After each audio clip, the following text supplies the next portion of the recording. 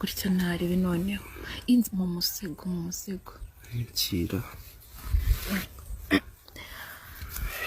gutyo sheri gutya noneho ndumva narebe ko sheri ndabona ufite ibitako byiza ibitako byiza sobera uti bya Makevin wowe Makevin se shaho niyo rero riya tukamuganireho ngaho kira ndabona baranogoshe nibyo byiza ngashyiramo ariko buretse guhita uyimariramo sinakubwiye ko nkunda kwishyiramo gahoro aho ngaho so ngarukize ngaho iwe akushaho n'ikinini sheri si ibyo ngibyo gake aho iwe noneho uzi ukuntu nshaka komeza gutya tubigira cyane cyane komeza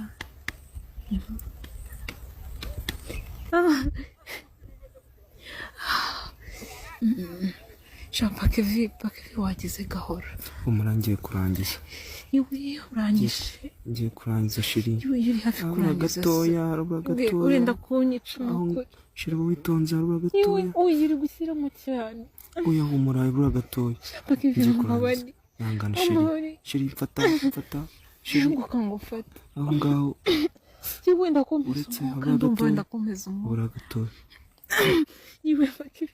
ngurika manze mumena amazi ujya rangiza witonze manze mumena amazi ariko sheri narushye wenda ngira vuba oya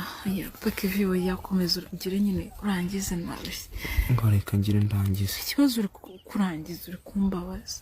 reka ngire ndangize ureba nubwo ndi guhumekera bano wanshikamiye uzi ko uri kuniga uretse Pakevi mama we iwe barishimye we ariko udapfuye Pakevi uri umugome ntabwo nzongera kuvuga mva banza umveho uryame ku ruhande ayiwe uko wari uri kuniga sheri ko wazanye ibyunzu si yabatumye inzira mpereza kariya kenda nihanagure ariko nawe dosore bareba ibyo kuzuyeho mu gahanga zana ngo uhanagure akira ndarushye shabwe nanjye ndarushye ariko byari byiza byari biryoshye ariko si buri gihe Makevin ni uko mubikora buriya mwihorereye hasi yawe kuki ushaka ko tutamuvugaho ryombi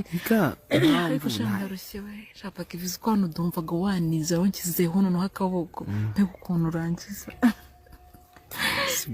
byari byiza byari biryoshye byataye